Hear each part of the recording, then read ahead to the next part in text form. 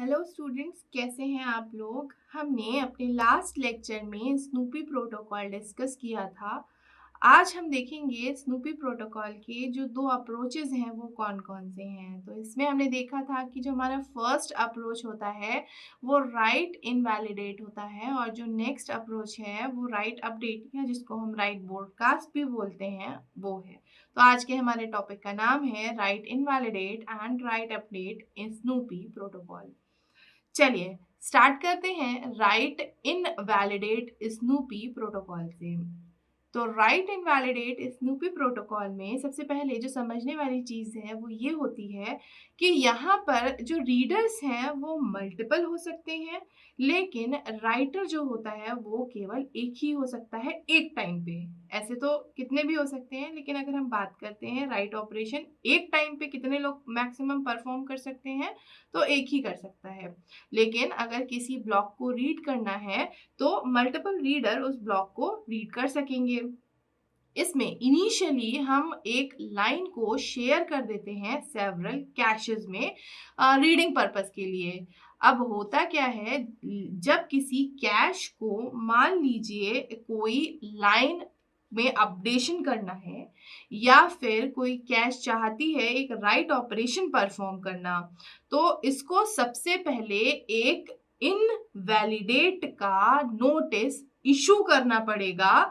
जितनी भी caches connected हैं उस प्रोसेसर में, या जिसको हम मल्टी प्रोसेसर सिस्टम बोलते हैं, उसमें जितनी भी अदर कैशेस हैं जो भी कनेक्टेड होंगी, उन सब को ये ब्रॉडकास्ट करना पड़ेगा कि भाई जो पर्टिकुलर कैश है वो कोई राइट ऑपरेशन परफॉर्म करने वाली है, और ऐसा करने से वो जो लाइन है वो एक्सक्लूसिव राइटिंग कैश के लिए हो जाती है। जब भी जो लाइन है वो एक्सक्लूसिव हो जाती है तो जो ओनिंग प्रोसेसर है जो कि उसमें राइटिंग कर रहा है, उसके पास वो लाइन तब तक रहती है या राइटिंग कर सकता है जब तक कि उसको कोई दूसरा कैश रिक्वेस्ट नहीं करता या किसी और कैश के थ्रू वो लाइन रिक्वेस्ट नहीं की जाती, वो सेम लाइन। देखिए यहाँ पर एक डायग्राम बनाते हैं और देखते हैं कि एक्चुअली यहाँ पर जो भी शेयर्ड मेमोरी है वो कंसिस्टेंट कब कहलाती है। सपोज यहाँ हमारे पास एक शेयर्ड बस है, ये मल्टी प्रोसेसर सिस्टम है, तो ऑब्वियसली यहाँ पर होगी हमारी एक शेयर्ड मेमोरी। तो यहाँ मान लीजिए हम उसको मेन मेमोरी बोल रहे हैं। इस मेमोरी में क्योंकि ये हमारा मल्टी प्रोसेसर सिस्टम है, सपोज यहाँ पे हमारे प्रोसेसर P1 है, ये प्रोसेसर P2 है, और इसी तरह हमारे पास एक प्रोसेसर 3 4 करके हमने लास्ट वाला PN ले लिया। मेन मेमोरी में एक डेटा ब्लॉक है जो X है। यहाँ पर हमने अगर सब में ये जो कैश है इन सब में वो सेम वैल्यू ही है उस डेटा ब्लॉक की, तो हम बोलेंगे कि ये क्या है, कंसिस्टेंसी मेंटेन्ड है, क्योंकि उस ब्लॉक की वैल्यू सब में सेम है, इस टाइम पर सब में सेम है, और इसीलिए ये कंसिस्टेंट व्यू है किसी भी मल्टी प्रोसेसर सिस्टम का। अब यहाँ पर एक बात समझते हैं, सपोज जो P1 है ये चाहता है X को मॉडिफाई करना, अपनी लोकल कैश को मॉडिफाई करना, तो उस केस में जो P1 है ये क्या करेगा, सपोज X को X1 बना देगा।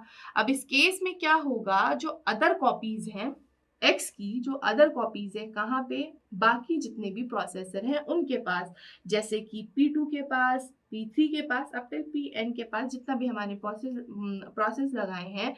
अब यहाँ पर क्या होगा, सारी कॉपीज क्या हो जाएंगी, इनवैलिडेट हो जाएंगी बस के थ्रू, क्योंकि ऑब्वियसली ये क्या करेगा, अनाउंस करेगा।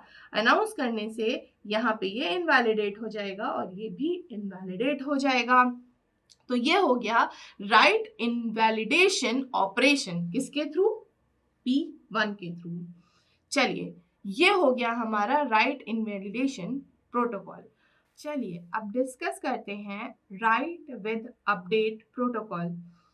यहाँ पर हमारे पास multiple writers as well as multiple readers हो सकते हैं। अब मान लीजिए किसी प्रोसेसर को कुछ अपडेट करना है किसी भी एक शेयर्ड लाइन में, कोई भी शेयर्ड लाइन है, कोई प्रोसेसर उस शेयर्ड लाइन में कुछ अपडेट करना चाहता है, तो प्रोसेसर को राइटिंग करने के बाद जो भी न्यू डेटा होगा उसको ब्रॉडकास्ट करना पड़ेगा बस में।